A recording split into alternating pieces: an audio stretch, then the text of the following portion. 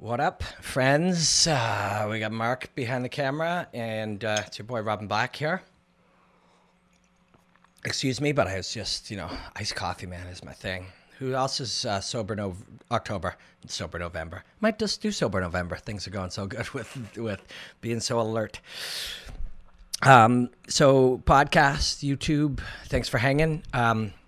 For you guys that consume this stuff in long form, I thank you. You're crazy and interesting and odd, and you like odd and interesting things. And everything we're doing with this long form is for you. We do break up some stuff into the shorter forms. I'm going to tell you about the things we're going to touch on today. But the long form, the outside the box thinking, the digging for you guys. I'm going to reset my own thinking here as to who I am and what I do right now. This is for me. I hope it's not repetitive. But what your purpose is, what you're trying to accomplish, should change. It does change. You want to check in and see what it is you're doing and why you're doing it. So for podcast consumers and for YouTube people, long-form people, we gear this long, drawn-out thinking for you guys. My one-minute breakdowns are very popular. Thank you guys all for that. But people who don't want to hang in and go down rabbit holes, they got lots of access to that, and that's fun. The long-form thought process, I'm just resetting out loud for myself why we even bother, what we're doing here. And so I have a bunch of jobs. I get to analyze the UFC for TSN, which is super fun. I get to do a bunch of Bellator stuff for DAZN, which is very cool. We get to do some one championship in Asia and commentate TKO and BKB. Lots of cool jobs. They're really fun. I love to do them. And for that type of job, sometimes somebody puts a camera on you for 90 seconds and says, talk for 90 seconds in detail about this. Now, we see those people do that on TV about anything. Politics and sports and cooking and whatever.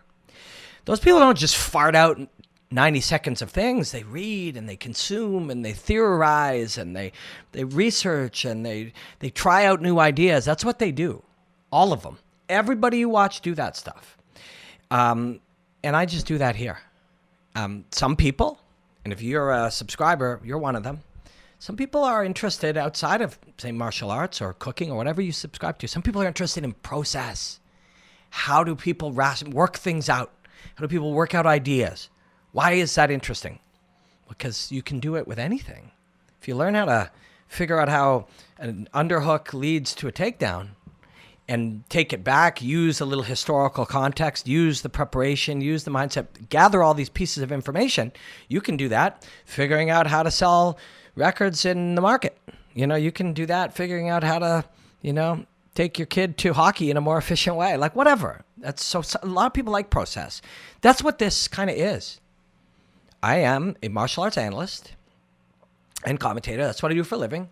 Mark is a podcast expert. And he might be like, I'm not an expert, but he's developed expertise little by little. Our process of the things that we do them in a long form for an hour and a half. The people that find those things interesting, and I'm one of them. I don't just want to watch a cooking show and see, oh my God, isn't that cool? Here were the ingredients, and look, they made stew. I want to see how they made the stew. I want to see where they went wrong. I want to see what the mistakes were. How did they learn to do it? How did it get better this time? Where did that celery grow? Like, that's interesting to me, and it's interesting to some people. And martial arts is that.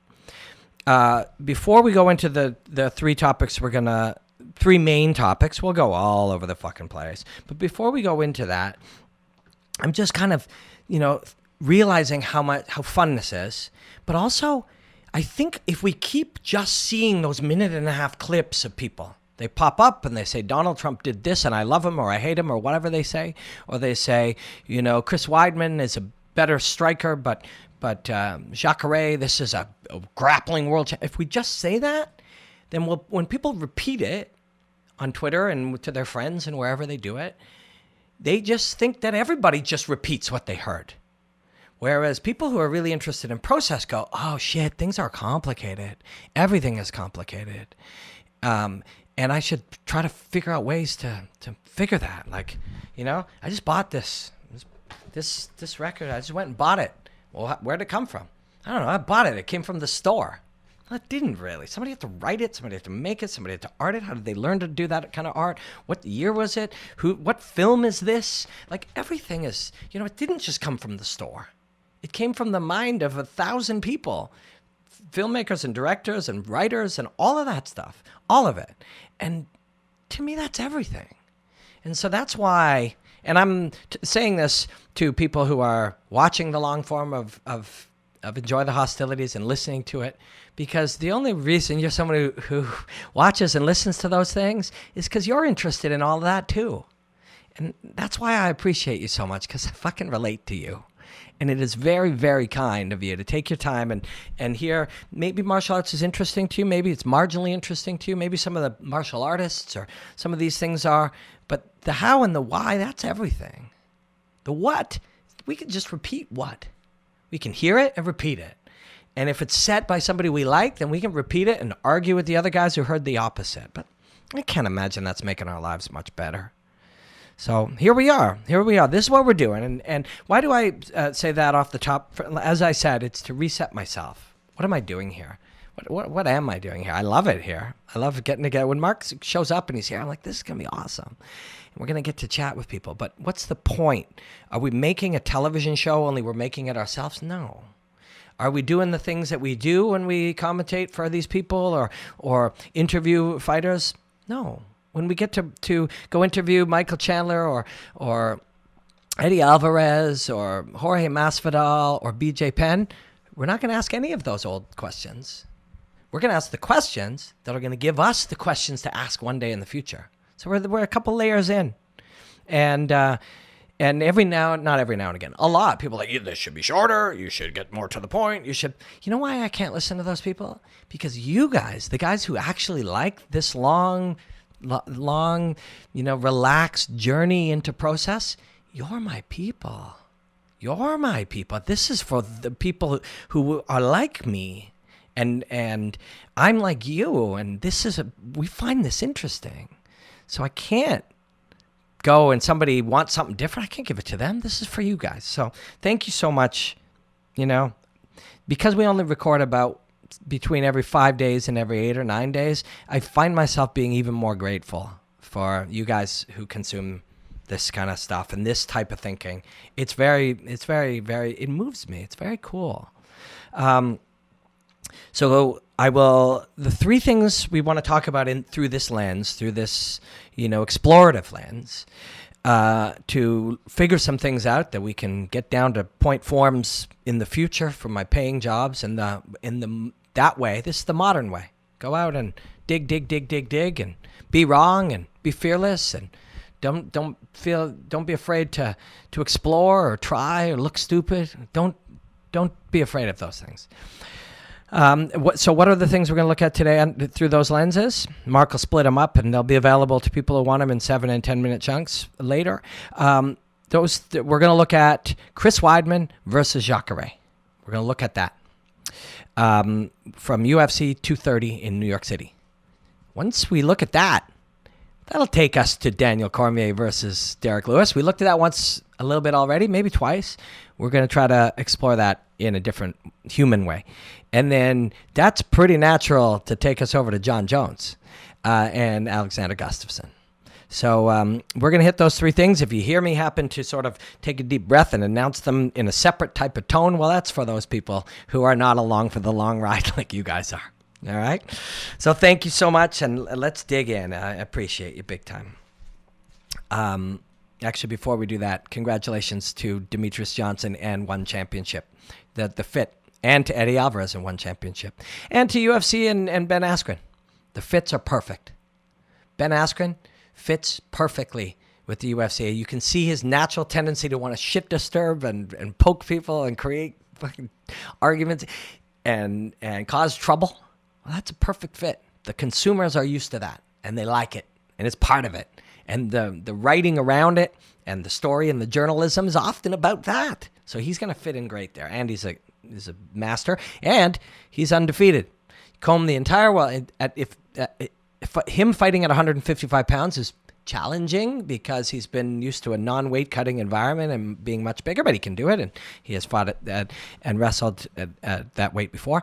You're going to have a hard time combing the world to find somebody who can compete with Khabib, who is also undefeated, who's good old American. You know, like the rest of the world, whether you're from Switzerland or Canada or the Middle East or Russia or whatever, we like them all.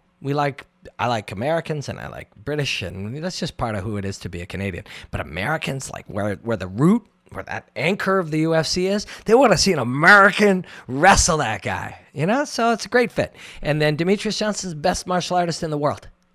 And he's going to a place where their priority 1, 2, 3, 4, and 5 is martial arts.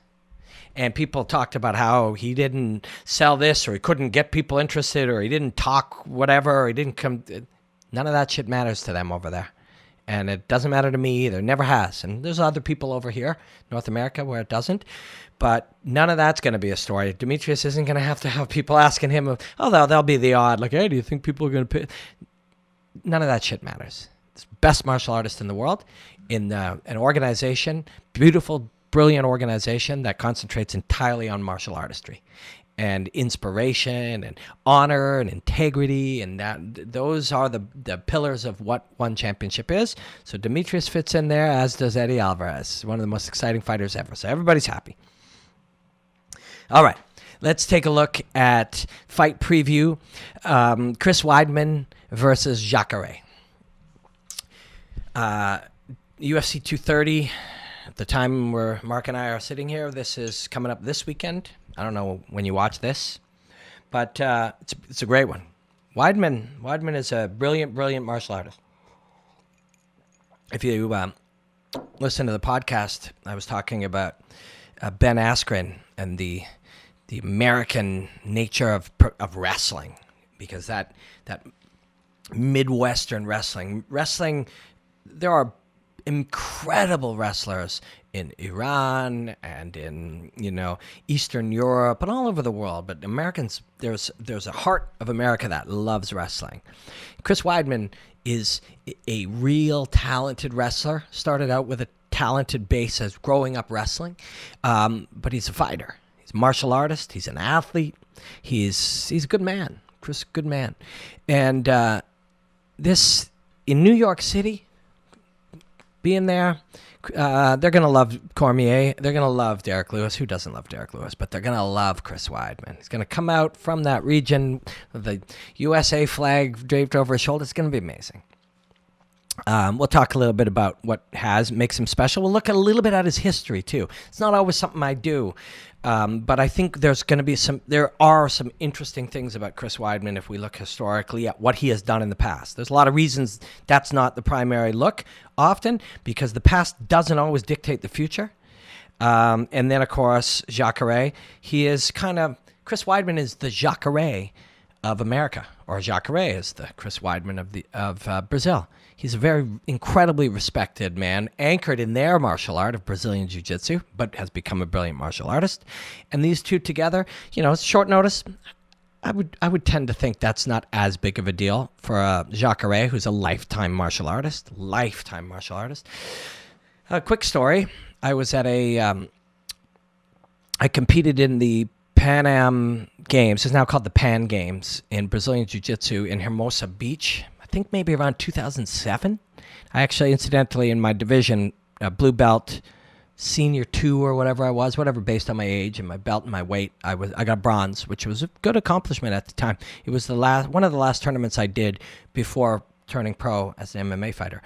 And it was Saulo Ribeiro who is long been part of Jacare. They've been all connected. Saulo Ribeiro was the umbrella, I think, under which where I trained. He was the black belt that the umbrella was over, or the gym was under. And after that tournament, Jacare was there. And this is 2007.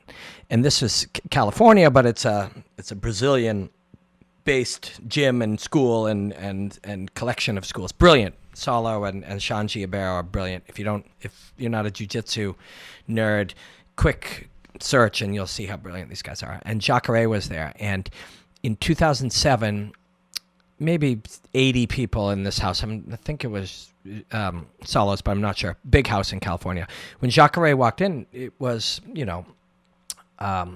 Jay-Z had just walked into the house. Like, what would be a good comparison?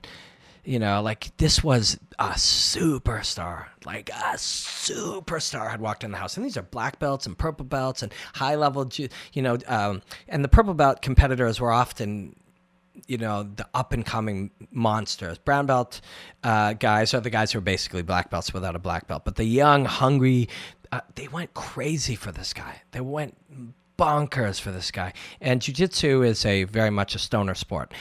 So if that sets the cloud, there was a very cloudy place, and Jacare comes strolling in, and literally everybody lost their shit. And that's 11 years ago.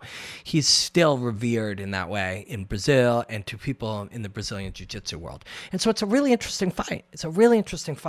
But where do you go with it? Like, to me, if we explore, Jacare's jiu-jitsu, we're not exploring Jacare's jiu-jitsu. We're exploring 2-year-old Jacare jiu-jitsu. We're exploring the last time he submitted somebody in MMA years back, and how brilliant he was. He's different. And it's the same with Weidman, So you have to look for something else to discuss. Weidman's last fight, 2017, so July. I mean, that is 14, 15 months ago. And it was Calvin, our buddy Calvin. They're so different now. What it's about now, and this is going to be the case with these guys. What it's about now is who's becoming a black belt in just the ability to perform. Weidman's worst performance, of course, is Rockhold. And he had 2 more losses since then. But his worst performance was Rockhold. And I haven't had a chance to talk to Chris about it, but he didn't perform. And this is a tricky conversation. And if you're wondering, I'm basically using this fight as a way to explore performance, or this matchup between these two classic gentlemen, very skilled fighters, as a way to explore performance, because that's everything. So Weidman against Lou Rockhold, you go watch it. And Chris has talked about this. You can find this. He talked about there is the moment where he throws the spin kick, right? So Chris throws a spin kick, and Rockhold catches him and takes him down. And I think that was in the 3rd round. Then he beats him senseless for a good couple minutes of the 3rd round, and then he beats him senseless for 3 minutes of the 4th round, and then takes him out. So bear with me for a second as we picture, if I was doing this as a breakdown on the old way, something we're going to get back to, but it's a story for another day, I would start there. In fact, come to think of it, I did do this breakdown. I did when Rockhold was scheduled to fight, when Weidman was scheduled to fight Rockhold the second time. I built this breakdown at Fight Network, completed it, voiced it, everything. It just didn't air ever, and I don't know where it exists. Maybe my friend still has it. Maybe he doesn't. I would love to see it. But I started at that moment, and I worked back. So I started at the moment where Chris spinning kicked Rockhold and then worked back. I started at that moment, showed the rest of the beating, and then went back to that moment and worked back. Why did we look at it that way? Because it is 18 minutes. Okay. Actually, Mark, I said I didn't need my whiteboard, but can you pass me a whiteboard? And the one right on the top, it's got writing on it, but that's okay. And there should be a marker stuck to one of the smaller guys. And if you take a quick peek, if any of them are clear, I'll take them. But if not, I'll... stuck to the edge of one of them, to its side. Maybe not. Okay. No worries. Could be one on the table. Could be a black marker on the table or on the bookshelf. But regardless, if we find one, that's my fault. It's not Mark's. Normally I put those markers there for that reason. I'm just going to hold up my hands. 18 minutes. And the last, I'm going to say 3 minutes of round 3. It's not super important whether it's 3 or 2. And 3 minutes of round 4. Let's call it a 6-minute chunk. Chris never made a meaningful offensive or defensive, a key meaningful offensive or defensive move throughout. Thanks. So it says Ask Robin Black water on here. Can we wipe that off? We can. So I'm just going to do it as a timeline. Only for the... Also, I don't know if I'm going to take brain damage from licking this black marker. I'm just going to do it as a timeline. Round 1, 2, 3, 4. Obvious, right? There's our timeline. From this moment to this moment is one fight. And from this moment to this moment is another fight. So there's one fight. There's another fight. Does that make sense, Mark? Is that very... Yep. Round 1, 2, 3. Up until this point, there's one fight happening. There's an entirely different fight. We see this often. This fight that happened in this first one was a back and forth fight. Okay? So Chris lands this, Luke lands that. This happens and it's defended. It is a back and forth fight. I believe Chris won round 1 and round 2 was close. Maybe Luke won it. But either way, it was close. So for 2.5 rounds, we are seeing a particular fight take place. I'm going to turn this into a lightning bolt. Not super important. But this lightning bolt strikes. That is a spinning kick that Chris fucks up. And then we have an entirely different fight. One-sided. Luke beating, smashing, punishing Chris Weidman. See that lightning strike? What's that lightning strike, Mark? Spinning wheel kick. Spinning wheel kick. Why the fuck would that one thing give us 2 fights? Why? Why would it? And you've heard, and I'm sure we've heard Chris say this before because Chris is incredibly self-aware. And when people are talking about these things, this is what I admire. So why do I admire Chris Weidman? Because I've heard him talk about this. He says, from this moment, there is no reason that it has to just go, they call it a snowball, or they call it, like, and this has happened to your boy, Conor McGregor as well, this moment, where all of a sudden, as he puts it, when in his moments, panic sets in, or whatever. I don't think Chris would define it that way, but there is absolutely no reason that one screwed up moment takes you from an even fight to a complete destruction like that. And I'm meaning that as an admirer of both fighters and in a non-judgmental way, just in a this is what it appeared to be. So why did that happen? Again, you don't have to look too far. You'll find Chris commenting on this. Chris saying he should have been able to, at any moment, just right himself. So, again, I know I'm going to go into this a little deeper. I hope that was a good enough visual, and it was worth, Mark searching the entire house trying to find it. My marker that I lost.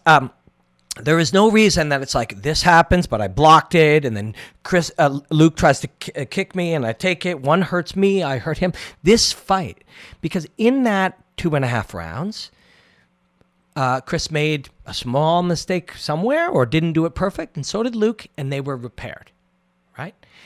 And please don't jump to conclusions on this. This isn't a one answer. This isn't a simple answer. This isn't, well, what happened? Well, this happened. It isn't. It's much more than this. And it wasn't, well, he was hurt or whatever. So after the lightning bolt hits of the missed spinning back kick, at some point Chris is taken down and he's hit. Well, every position is a battle. Okay, so first half of the fight, we have a battle on the feet. It's pretty even. I get a moment, you get a moment. We have a battle of position against the fence. Fairly even.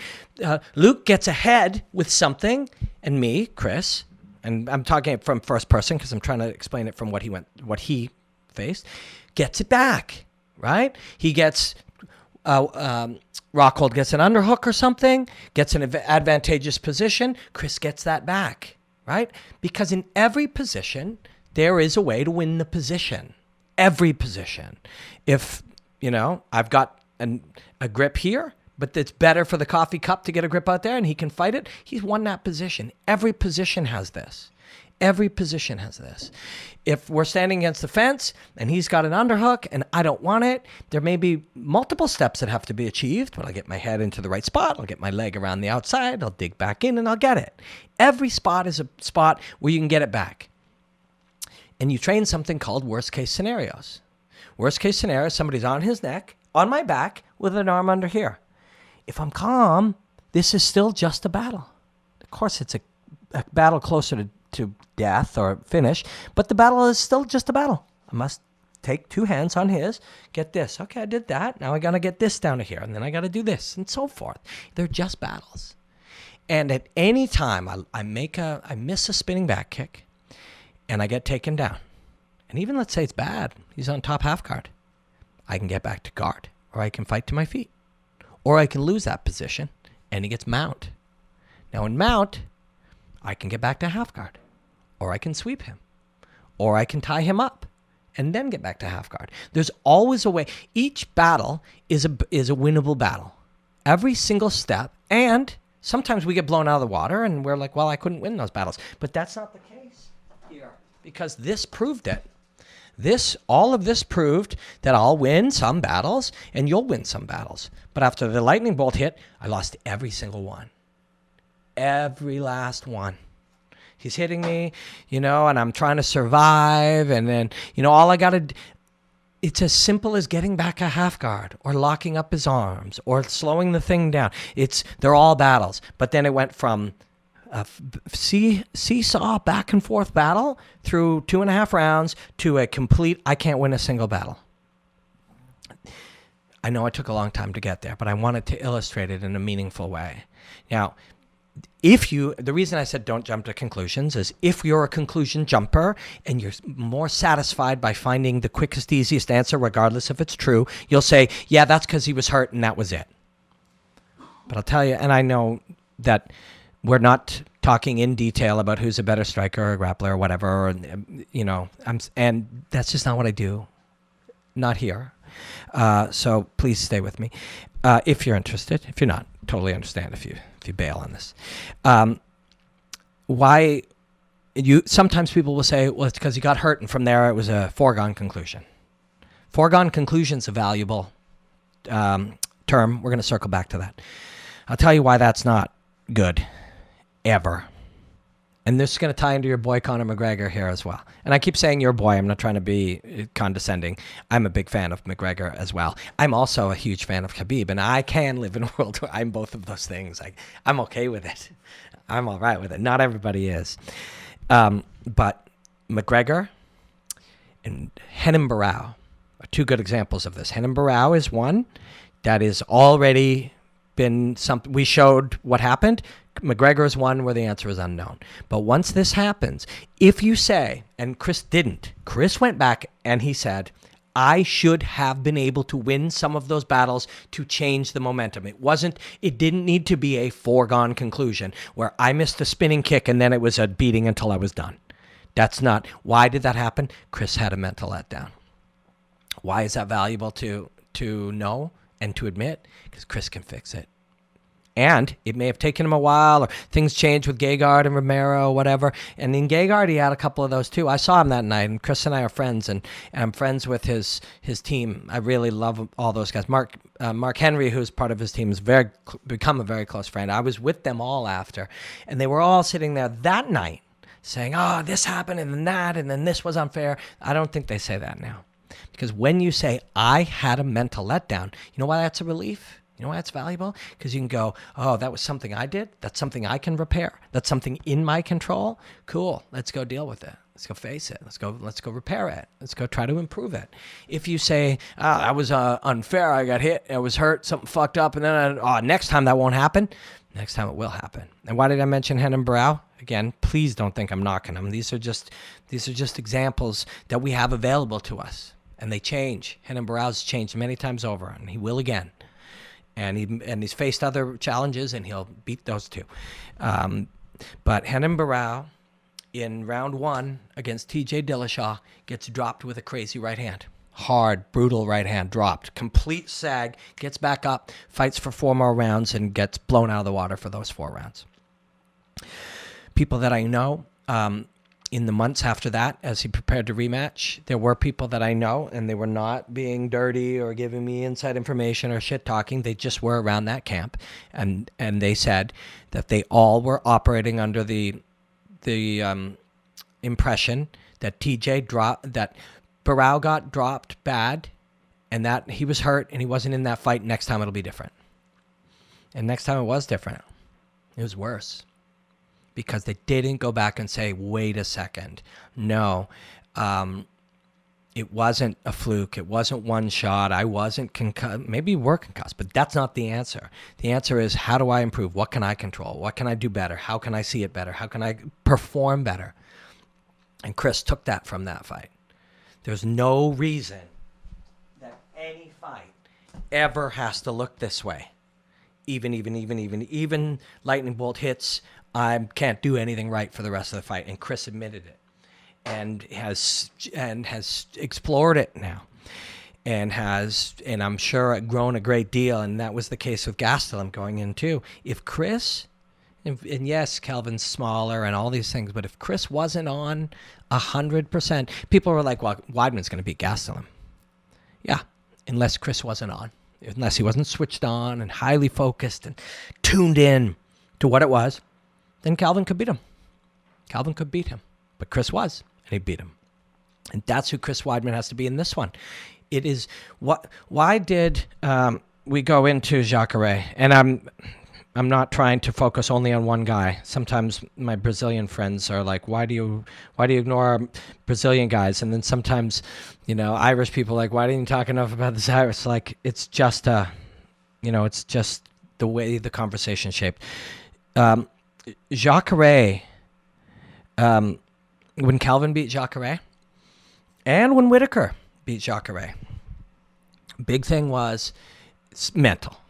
It was mental. And trust me, Jacare's firing up, mentally focused, ready to go always. But those guys didn't approach it with, I can't go to the ground. I cannot go to the ground. Or when that happens, like if one part of your brain panics, when Jacare has access to your back or he's laced against the cage, you go back and watch Whitaker. Jacare got him down, got him partially down, was grappling with him, had good positions, controlling him against the cage, partial down, etc. Never panicked, right? Because if you do, you're done. If you do, you're done. And that, I know it took a long way to get here, but that's what's going on here too. Can Jacare... And also the reason we don't just focus in on Jacare's wrestling is you go in there, this guy has landed some killer punches for years. I go back, Yushin Okami in 2013. Go watch the way he sets Yushin up. Just watch how he sets him up. He freezes him. All just ready to slip the power of Okami and answer back hard.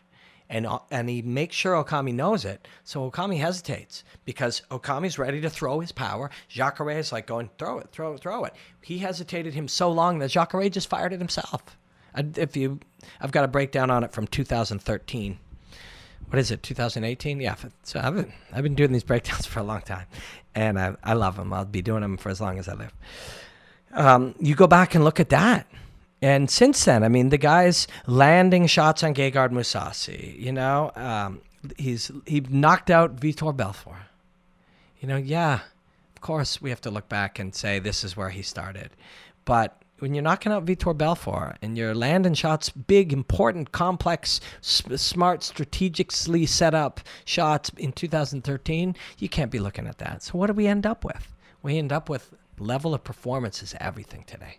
Guys like Weidman and Jacare, it's not wrestling versus jiu-jitsu. It hasn't been wrestling versus jiu-jitsu with these guys for half a decade plus. It's about who's going to perform right, and so much of it is that. So much of it is that. The guys who beat Jacare, the key to it, one of the extreme keys to it was don't, even for a moment, panic or become insecure when he's grappling you. Because if you do, you're done. And if Chris does, he's done. He's done. Because Jacare is just a monster. But you also cannot...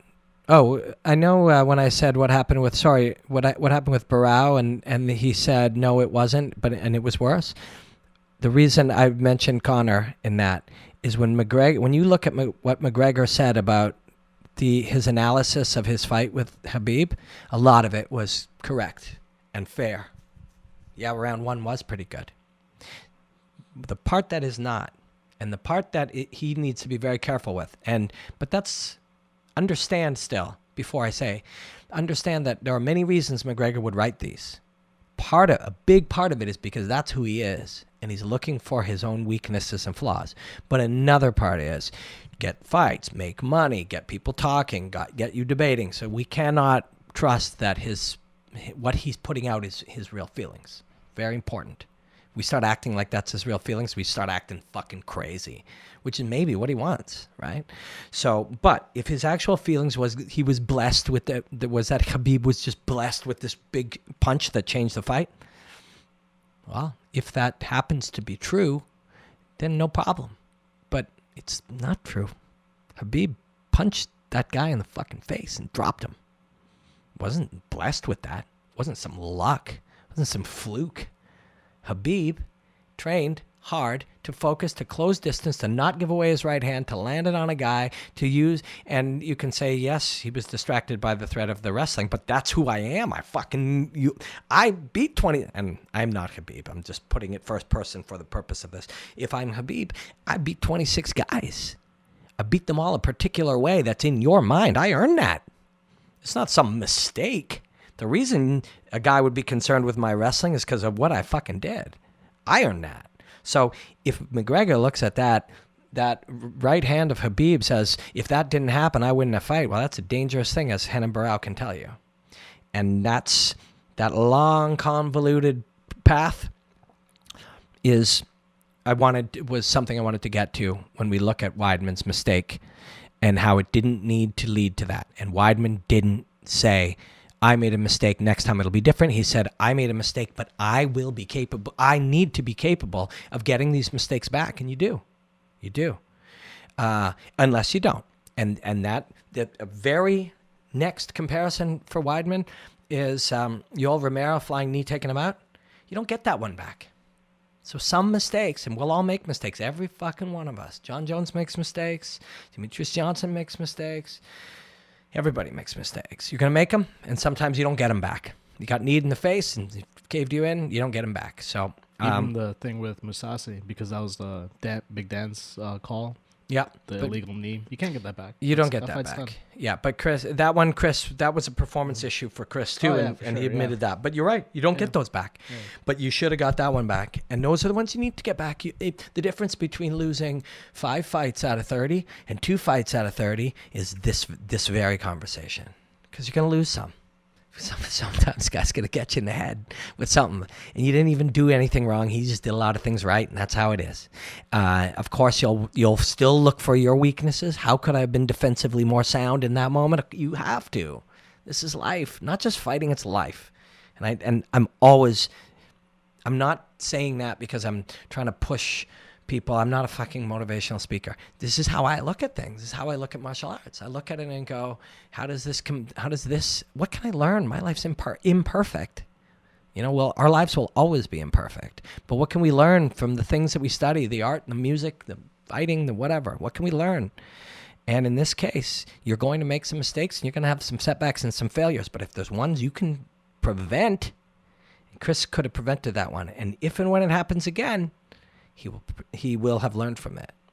And he better, because Jacare is going to force you to make a mistake. And you have to get it back. Or else Jacare will defeat you in Madison Square Gardens. And, of course, that is part of the fear and the anxiety that the greats will deal with. The greats will deal with that because they can't control that. You can't control the outcome. You can control your preparation. You can control yourself and how well you perform and how well you deal with errors and mistakes and adversity. That's the long form of how we got there. And for those of you who are looking for a more conventional fight breakdown, I'm sorry, that's not what I do. I examine these things in hopes of finding something neat. And I hope we found something cool there. And I thank you for spending your time with me looking at Weidman versus Jacare in hopes that we learned something. Hopefully we did. Daniel Cormier is defending his UFC heavyweight title. That's right. Daniel Cormier is the UFC heavyweight champion. Beats Stipe Miocic. Knocked him out. He will defend it against a man named Derrick Lewis. If you want, I did some early analysis. It's on the YouTube page, and you can look back, or it's in Enjoy the Hostilities 2 or 3 ago. Derrick Lewis, before we get into, some aspects of this fight, let's look at how cool it would be to be Derrick Lewis. And why do we, let's just look at this for a moment. Why do we cheer for Derrick now? A lot of reasons. He's an interesting guy, but I mean in this fight. Because fucking underdogs. We all feel like we're the underdog. Every one of us. The richest guy in the world somehow feels like he's an underdog. The most successful guy in the world feels like he's an underdog. Jay-Z feels like he's an underdog. Because whether he is today or, whoever, like who's the greatest basketball player in the world? LeBron James? Yeah, LeBron. LeBron James will tell you, he might not say he's an underdog today, but he'll go, oh man, I was always an underdog, and it drove me. We all feel that. So of course we fucking connect to the guy who just like is getting beat up for 14 minutes and 40 seconds or whatever, and then lands a huge punch. But this is an analogy for life, for like some of the beautiful things that happen in life.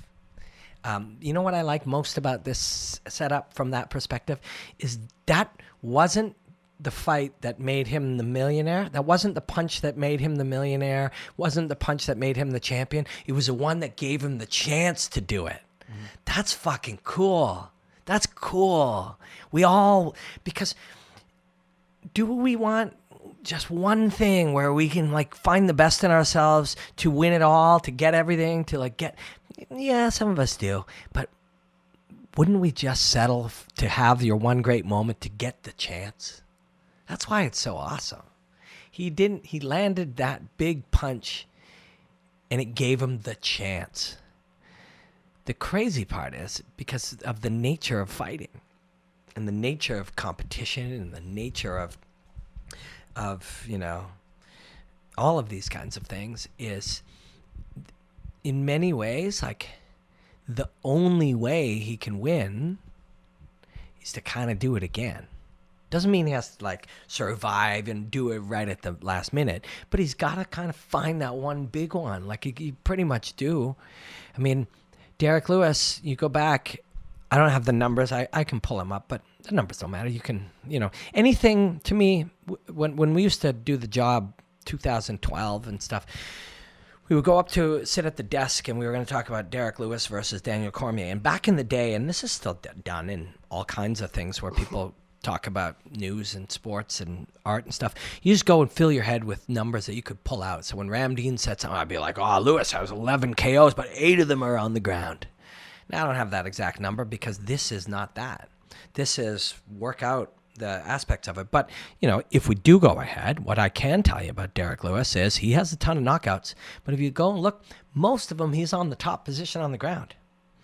Now, Mark, you see any likelihood that he's going to be on top of... Okay, let me put it another way.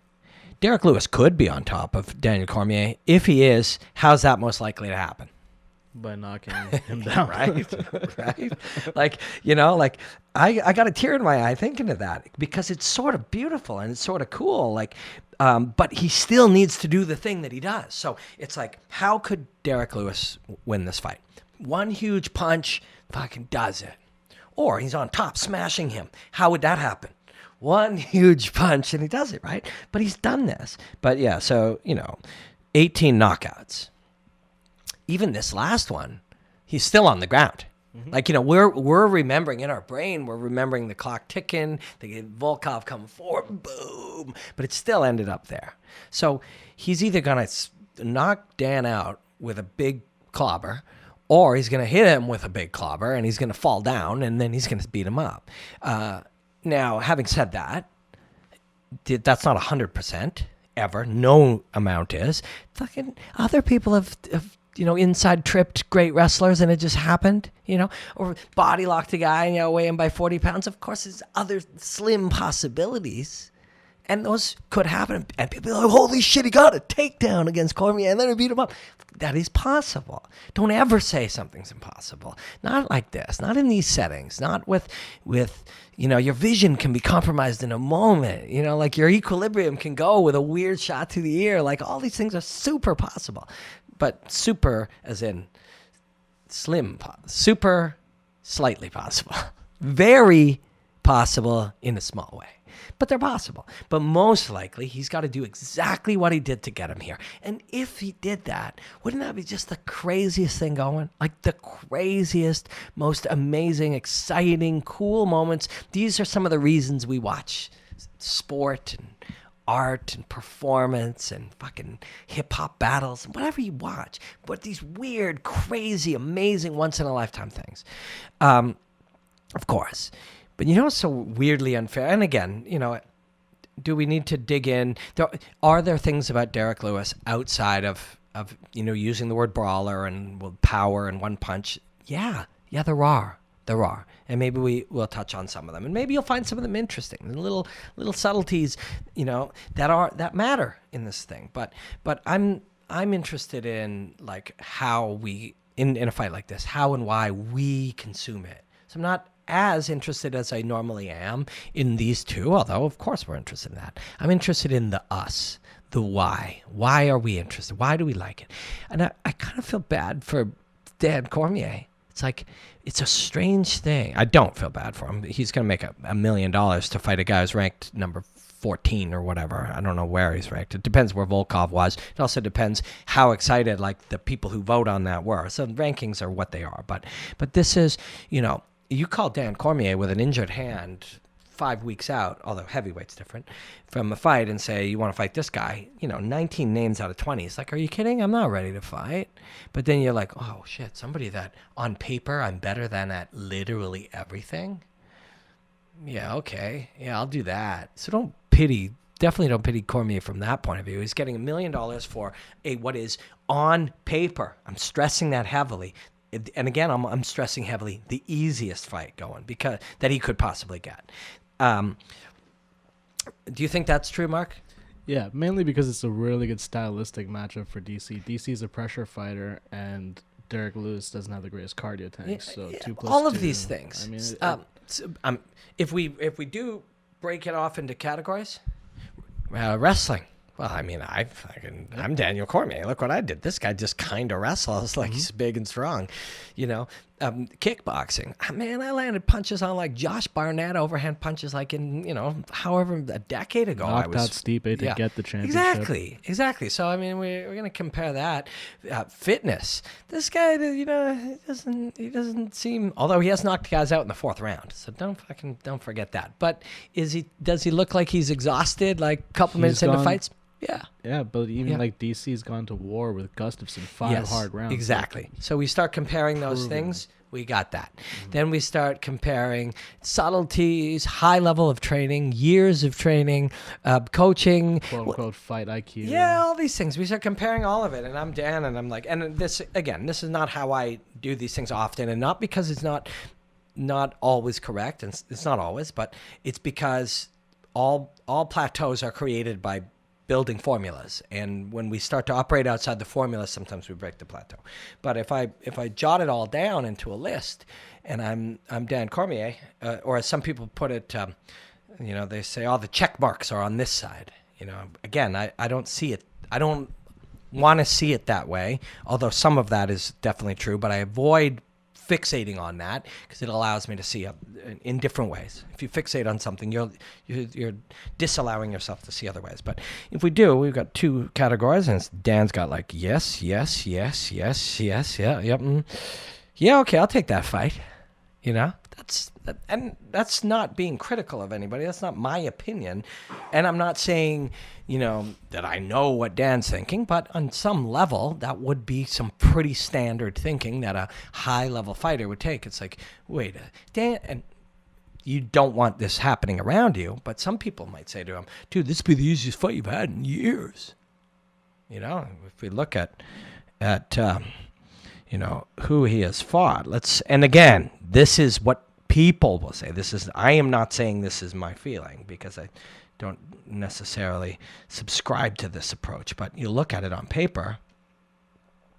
Stipe Miocic, Ozdemir. Now, I think Derrick Lewis actually a tougher fight than Volkan Ozdemir. Yeah. I do. Yeah. I actually do. So that is out the Jones. I just read John Jones. Then John Jones. Rumble. AJ, Anderson Silva. Although Anderson's smaller and 40-something, he's still And Anderson that was Silva. a short notice fight, too. Gustafsson, AJ, Jones. I mean, Volkan Ozdemir, maybe, Volkan's probably 220 pounds. This guy's 280, 290, because he cuts to 265. Mm-hmm. So you got 70 pounds right there. That's a big difference. Fuck, that's a lot. But, yeah, I mean, on paper, where fights clearly do not take place, this is the, quote, easiest fight that you've had. Well, that's a problem sometimes. You certainly don't want that to be the case. You're also, I've said this a few times. My job sometimes puts me in really places that for, an obsessive, like somebody who's just deeply curious forever, it's an incredible gift for me. Like, and one of those was when Dan was fighting AJ, UFC 210, Buffalo. Were you there? No, that was... No, sorry. Maybe it was AJ the first time in Las Vegas. For the interim belt? Did I go to Buffalo? Oh, I did go to Buffalo. You did go to Buffalo. Yeah, right. That was it was Buffalo. Cruise wrap-up. Yeah, it was Buffalo. Oh, yeah. And we did Dominic Cruz wrap-up that weekend? I wasn't there, though, because I didn't you get weren't my in the passport. arena. Right. You weren't in the arena, but you were in Buffalo. No. Remember, I didn't have my passport? Oh, yeah, We right. went Shit. from Dallas right. onwards. Right. Yeah, right.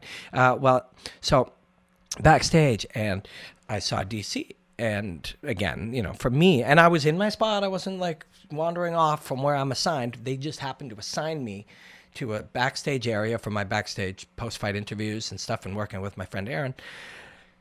The walkout was right there. And so just the nature of the Buffalo arena. And DC comes by to get ready to walk out. And maybe some people know this, maybe some don't. But when you see them walk out of the back, you see them come strolling out and, it's go time. Well, some of you have seen the footage from behind. Some of you have seen what are those, the embedded and stuff. Mm-hmm. But there's a process. And even when I fought on a low level, this process still exists. You need to be at that curtain. Your walkout's going to be at 11:20, say. You need to be at that curtain at 11:05 or 11:10. It's a long time. To be at that curtain at 11:10, somebody's going to get you from your room at 10:55. 10:55. At 10:35, you're warming up, you're stressing out. 10:35, you're hitting pads, or probably done hitting pads by then. 10:55, somebody's got you and walking you to another spot where you'll be ready. And then there's another spot, and then the curtain. And so the greats understand that when they go, okay, it's time, that means you're actually not fighting for like 35, 40 minutes. If you've ever seen, they talk about the adrenaline dump. Sometimes not even an adrenaline dump. You're just fucking exhausted by the time you got there. Like that dump happened the first time, especially on debuts. Somebody came to your room and knocked at 42 minutes before you actually, they say go. I think that's why a lot of the old guard fighters miss Burt Watson, because when he would scream, it's rolling, that was the actual time. That was the real thing. They knew Burt. Yeah. They knew Burt, and Burt knew them. And that was when, Burt signified that, for them, for sure. But DC, I see him from the time that they've got him to the time that they bring him to this spot, and then for sure 10 minutes in that spot until he hits the curtain. And I've been in those back rooms, 9 fights and 20 other things, doing interviews, cornering a friend, whatever. But I've never been at that level. This is the best in the world. And the intensity that this guy's got going on at that stage, and he won. And after, Luke Rockhold came back, and we were interviewing him, and he was talking about that moment. And he was saying, Dan was agitated. He was stressed because he knew how dangerous this guy. He knew how big this fight was. He knew how hard this was, and I could feel his. And he said, and I saw the moment AJ got to him and he took AJ down, I could see it all kind of go. Well, good or bad or indifferent, that worked. That worked. Why did that work? Because maybe that's what Dan needs to be at his best. We're all different. And that the range of what these fighters need or where they operate the best is varied, very, very varied. Some are better calm, and they get too wound up. And some of those guys, they have a softer walkout song that they've associated with relaxing. They have a coach that speaks to them calmly because they're too wound. Some of them are too chill, and then they start slow, and maybe they found that they got finished early a couple times, or they don't get going, and they end up on their back early in a fight. Whatever point that is, Cormier on that night, very, very wound up, was able to perform at a high level, won that fight. Is he going to be like that against the guy who, quote, his friends said, quote, as the easiest fight he's had in a long time? Is he going to understand? Because is this guy as skilled as Anthony Johnson? Maybe, maybe not. But is he as dangerous? Is he as one-shot dangerous as Anthony Johnson? Fucking rights he is. Fucking rights he is. In fact, there are very few people as dangerous with one shot as Anthony Johnson, and Derrick Lewis is one of them. Is he as, quote, fast? Is he maybe as smooth? Maybe not. But the other thing I was going to say about what makes him different is he's deceptive. Very deceptive. There's an innate deceptiveness that it's going to take a while to decipher. Randy Couture told me this about Brock Lesnar. Somebody else DC could be fighting. We'll talk about that if and when it gets closer.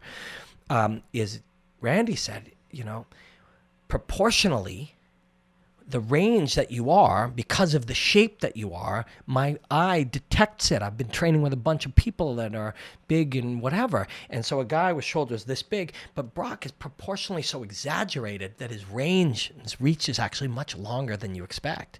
And for sure, Derrick Lewis is like that. He also can move a lot faster than you read. So he's got a longer reach that you don't see because of where the belly reaches and where the armpit reaches, and he moves a little quicker, and he's a little bit deceptive. This is a fucking dangerous guy. It should also be noted he's lost a ton of weight, so he will be quicker than what he's normally. Yeah, so and for at least the opening frame. Yes, and so I mean, he seems to have lost weight. So let's say he's only 275 or whatever, which could be a lot because he could have cut from close to 300 for some of those. If, on the other hand, and I'm going to wrap up this thinking with this, we'll definitely look back at this fight. And we're not just going to look back at the results and go, see X, Y, or Z, or wow, A, B, or C. We'll look back and look at the different aspects of it, because there always are a lot. It's never this happened, so therefore it means this. And we live in a world where we do that often, and we're trying not to do that here, and I hope that's, I hope we get there. But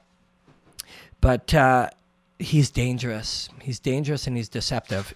But the reason I mentioned after is it can come back to haunt you when you're he's like, yeah, I've just been training to be in shape and I've been doing cardiovascular work and whatever. Well, if somebody's a 10 and you're a 3 and you just do all your work to get to 4.5 and they're a 10 and you're a 4.5, was that really the best use of your time? You only have what you have. In 3 weeks, now, pure aerobic capacity is one of the things that increases the fastest. It can increase quickly, very quickly. Just raw power, pure strength, those things take a much longer time. The aerobic capacity can increase quickly, so maybe it is the best use of his time. If he knocks this guy out and he's still light on his feet in the second round, we'll say it definitely was. But if it gets to the fourth round and he wishes he was heavier, and then it won't be. Mm-hmm. But there's no right or wrong answer, and this guy is not, by his own admission, not an elite expert in martial arts and athletic performance. So it's a guess what he's planning to do. But he's dangerous, man. And if Dan doesn't go in there, if he goes in there too relaxed, now against a guy that you're better skill, being relaxed is good. But against a guy who can deceptively get his powerful shot on you early, being too relaxed is bad. So he's got to find that right. And they call it arousal, and it's not the kind that, that you like. It's not that kind. It's just, that's a term meaning psychological, your arousal, your how lit you are. And he's got to find the right level.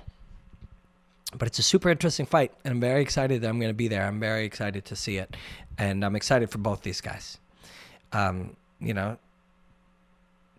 getting a chance to perform before he fights either Jones or Lesnar, unless Jones fights Lesnar, and I wouldn't put that past Jones trying to make that happen, by the way.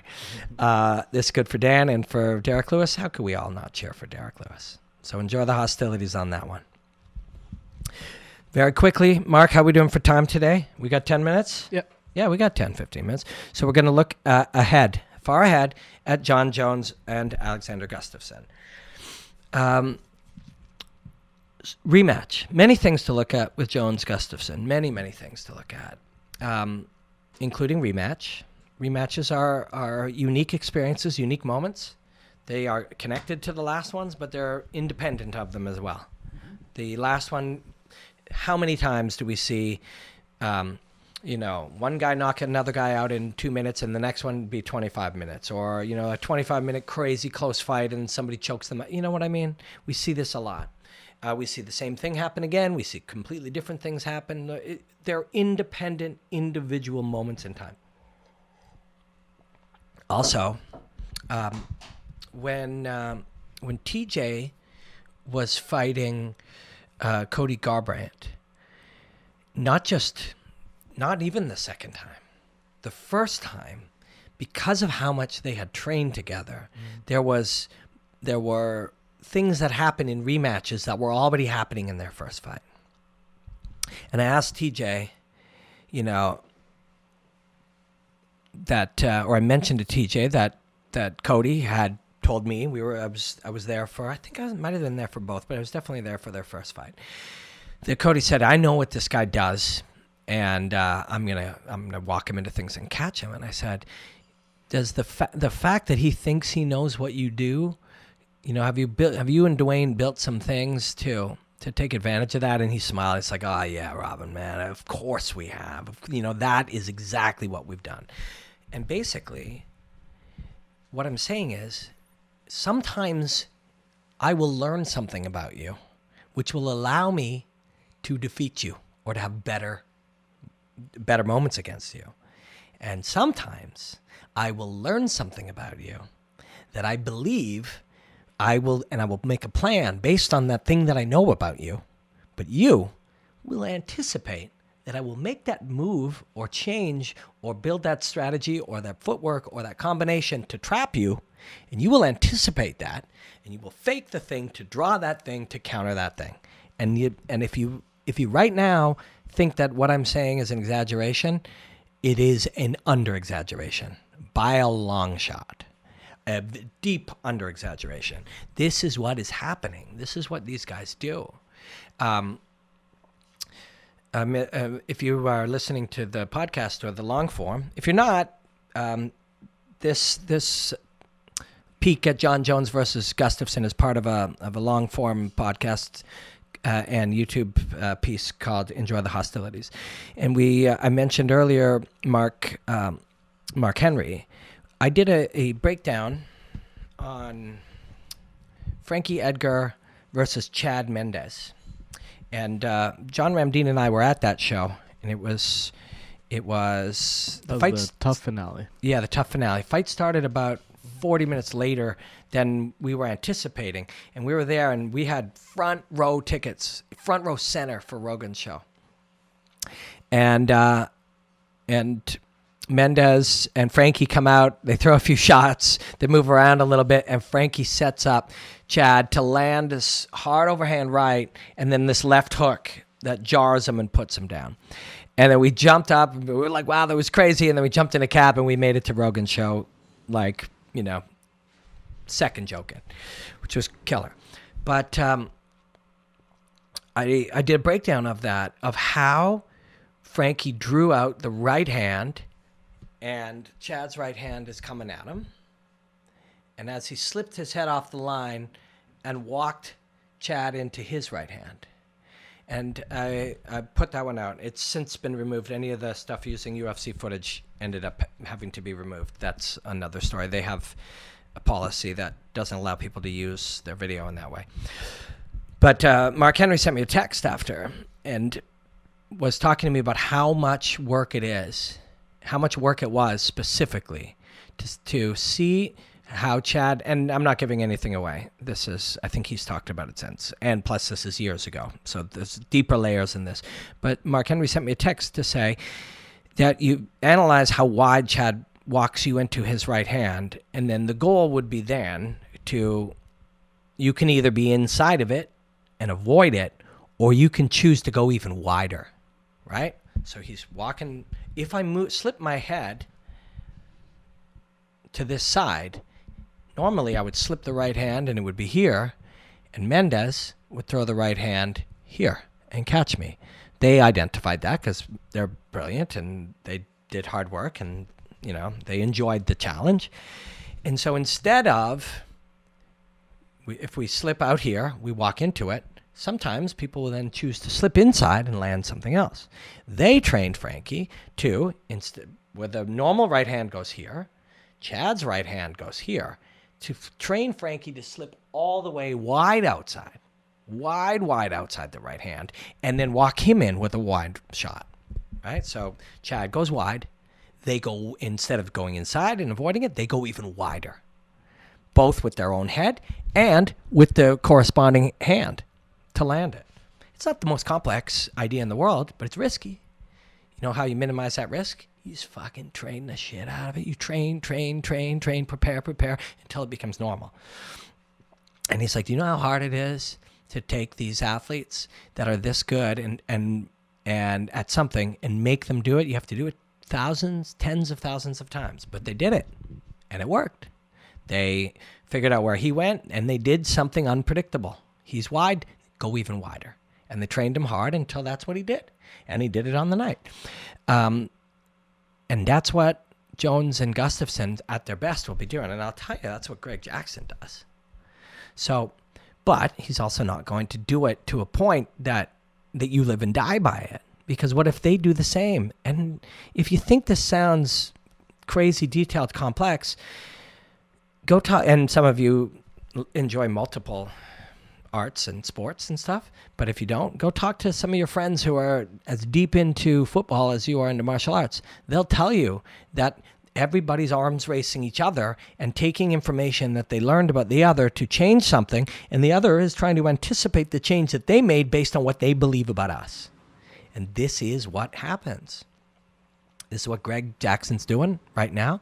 This is what Gustafsson and his people are doing. They are doing that.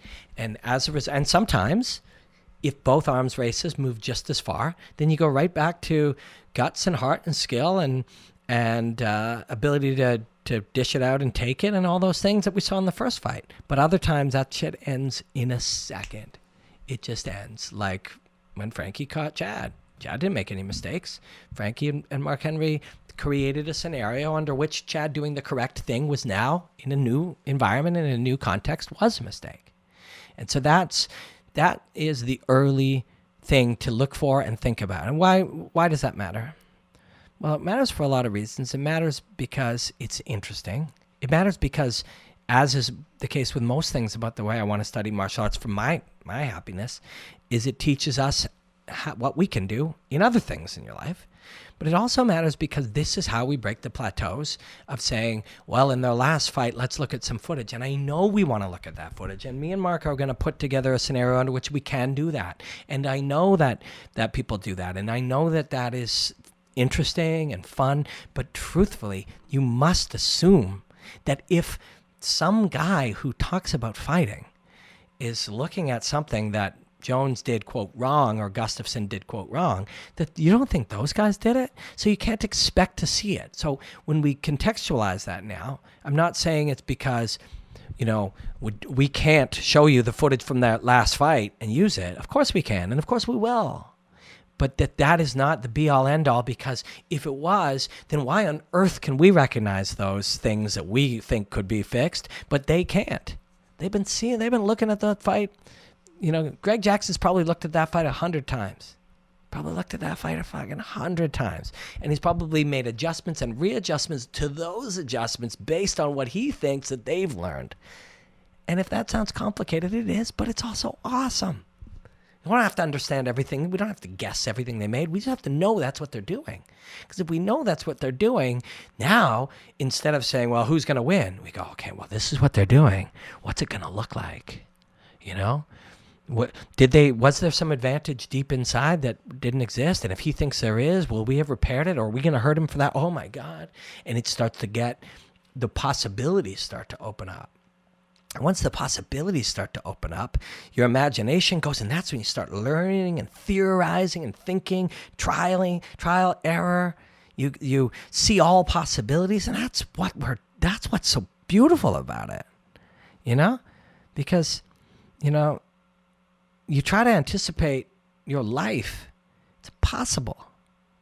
You drive yourself crazy, Mark and I have a call with a company about, our YouTube and our podcast, and about maybe some sponsorships and some ads and some other things they can do. That's cool, man. You know how much time I spent other than figuring out, seeing who they were, thinking about it? Almost none. Because I'll drive myself fucking crazy thinking about that. I got a call with One Championship coming up in a couple of days. And I already had one last week. I start anticipating that. You can't. You just can't. You can't. Well, no, sorry, you can. But it makes yourself crazy. But if you can start thinking about how millions of possibilities, and all of them could be interesting and fascinating and beautiful and fun and exciting and scary and painful and all those things, and you're okay with it, that's the beauty in looking at these fights. My wife and I went to an art show the other day. And I didn't sit there trying to figure out exactly what every painting meant. I don't know very much about paintings. I enjoy them. I like them. I know a couple little things here and there, but I'm not going to argue about, what it means with somebody else. I'm going to just take it in and see how beautiful it is and be inspired by it and let it open up all these possibilities for my brain. And I'm not saying you have to look at fighting that way, by no means. But it's one way you could. It's definitely one way you could. Unlimited possibilities. And with each one, man, there was something really, really... What fights were last weekend? What were the last two fights last weekend? Anthony Smith versus Ozdemir and Lobov versus Michael Johnson. Yeah. So Anthony Smith versus Ozdemir. I was watching it with the editor. I was at TSN and I was watching it with the editor. And there was one scenario that happened. And he said, well, what could have happened there? And I said, well, if he did this in this moment, then he would have ended up on top here. And then he goes, wow, and that would have just been like a completely different parallel universe. And I was like, dude, I love the way you think. Of course. Like, when we look, see, I told you Khabib was going to win. I told you McNugget would. Well, yeah, but in a parallel universe where that one punch is not slipped, everything is different. There's 100 million fights in every fight because, you just made one error or you just did one thing right. And if you didn't do it right, that thing changed. And that in no way undermines the genius of the winner or in no way minimizes the responsibility of the guy who made a mistake. This is just fucking life, man. A million possibilities at any time, each one with a universe of its own. Think of that. Think of that when you look at John Jones versus Gustafsson. My last thought just on that is I'll see Dan Hardy or somebody else brilliant. I'll use Dan as an example because I really like Dan. Dan will post something. I think John Jones, something. And somebody will say, Dan, I got to disagree. I'm not saying don't disagree. But I am saying when a doctor tells me about fucking a lung disease, and I once saw a TV show about a guy with lung disease, I'm not going to disagree with that doctor and then argue with him. I'm going to ask the doctor for more information. Why is that? What do you mean? Where'd that come from? What does that mean? I'm not going to just go, what are you talking about, man? Jones won last time. He's going to win this time. Nah. We're going to look at all this amazing shit that could possibly happen. So when you walk into an art show, you can feel its beauty. And when you watch this fight, you can, anything can happen because we have almost no information whatsoever. Now, my last, and I know I just said last, but my last piece on that is you might say, well, what are you talking about? We have 25 minutes. Yeah, we got 25 minutes. How long ago? We got 25 minutes. Was that in 2000? years and 3 months ago. 63 months ago. And since that time, and people, I mentioned something, but that Anthony Smith could compete with John Jones. Didn't say he'd win. I just said he could compete with him. And somebody's like, yeah, but John Jones is John Jones. And my answer to that is he? Is he? Is he John Jones? I know his name is John Jones, and I know he's that guy, but you haven't seen that fucking guy fight in 16 months. You don't know. And even things about him, and, he's dealing with his problems, or, he's, gone, he went to some type of facility for this, or, so people could know him, say, he seems so calm and adjusted. That might not be good. Not for the purpose of beating guys senseless. And I don't just mean having an ornery streak or not one. Who you are, it changes. Through all of the things you go through, all the things you change all the time.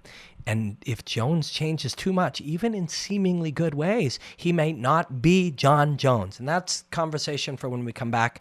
I'll try to get Mullins, and I'm talking to my friend, Dr. David Klonsky. Dave, what's up? I'm talking to him this week. I'm going to have a conversation. He's a psych professor, PhD. I'm going to have some conversations with him about that and with Mullins, because really good standard of life, quality of life improvements may not make you better at cage fighting. They might not. Think about it. Think about that. Think about that, my friends. And any thoughts on that? I'm going to try to do a little Periscope chat on that before the next time. The concept that quality of life or better, becoming more easygoing or less stressed or more, law-abiding or whatever you want, that might not make you a better cage fighter. Not necessarily. Let's think about that, and let's chat about it on Periscope before the next time we shoot. Between now and then, I think I'm going to New York. Then there might be a trip to Singapore to one. I'm not sure yet. And then I'm going to London, England for BKB 14 at the O2 Arena. So we're definitely going to do one or two podcasts in between then. Thank you guys so much for humoring me. Thank you for letting me explore these ideas in a non-traditional way.